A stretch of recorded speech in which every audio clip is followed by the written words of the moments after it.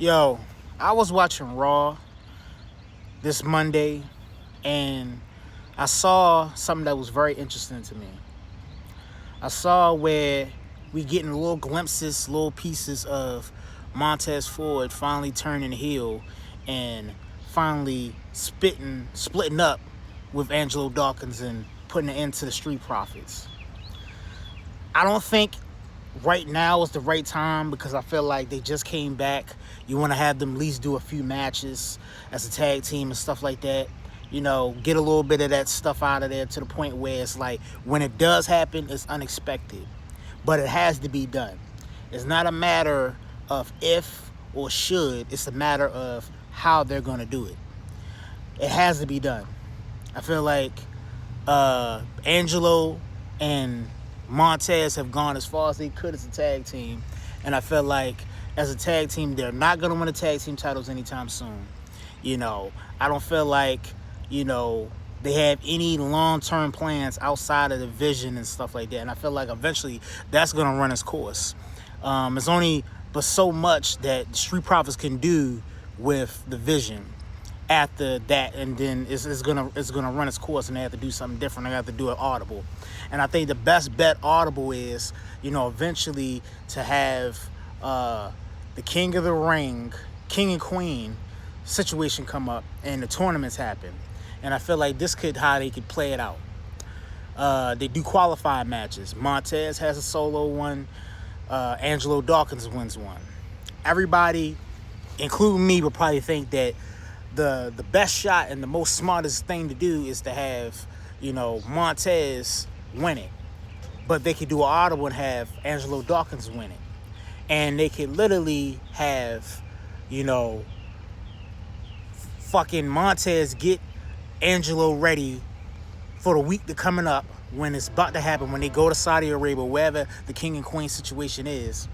Build it up, having like he's in his corner, he's not jealous, and they have somebody that maybe be a double advocate to the situation and maybe egg Montez on to be like, yo, this is supposed to be your partner, but he decided to go solo and he wanted to do something besides you, and he's not even trying to include you. He's going to win this King and Queen, and he's going to fuck around and break off of this team. He's going to leave you high and dry. And Montez Ford keeps blocking it out. He's like, nah, Angelo's my brother. I love Angelo. Me and Angelo have been tag team champions multiple times. He would never turn his back on me. And as the weeks keep coming on, you see more and more as Angelo's starting to break off and doing his own thing, to the point where eventually, Montez starts believing in hype, and he starts letting the dark side and the dark forces take over him. And eventually, he lets the evil side of him come out. And he costs Angelo the one of the matches in the tournament. And he proceeds to beat the hell out of Angelo Dawkins, to the point where Angelo Dawkins has to take some time off.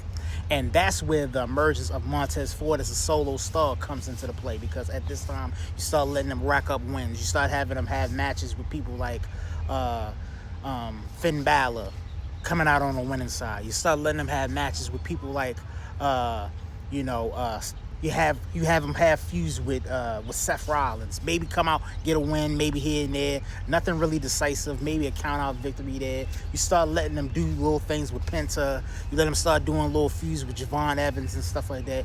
Let him get a nice little even, nice, good, swift momentum to the point where, we forget about Angelo. And it comes time when Angelo... I'm sorry.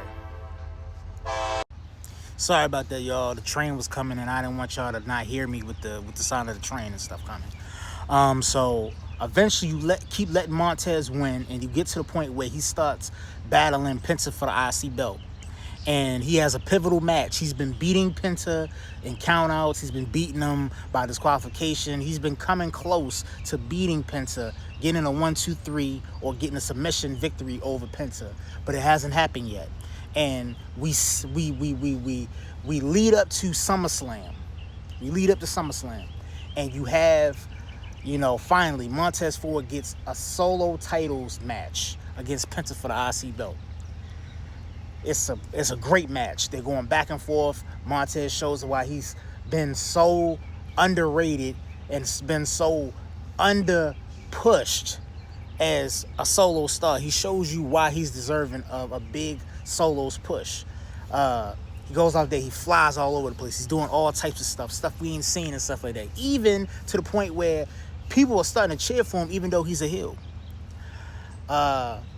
He's about to win. He does a finishing move. He does a frog splash. He's on the brink of pinning Phantasm. 1, 2. The referee gets pulled out of the ring. The fans are like, what the hell happened? What's going on?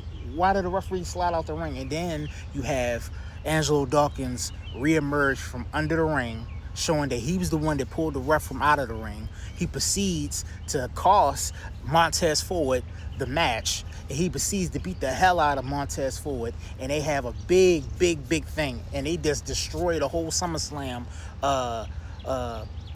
area, the whole arena and stuff like that. They be knocking down announcer tables, they fall through the tables, they do everything. They fall over the barricade, they start fighting into the stands where the fans are and stuff like that. And you're planting the seed for a big payoff match between those two, to where I think eventually at one of those PLEs you have them finally have a match, and you could probably spread the feud on and on until you get it to about like damn near at least to Mania. I mean, at least to like Royal Rumble. I'm not gonna say Mania, at least to the Royal Rumble Elimination Chamber.